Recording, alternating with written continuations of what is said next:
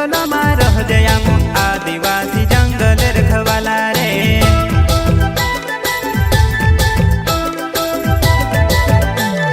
चल जंगल जमीन काज पूजे रे आदिवासी दुनिया ने रखवाला रे। बाप देव खतरी काज पूजे रे आदिवासी सबसे निराला रे।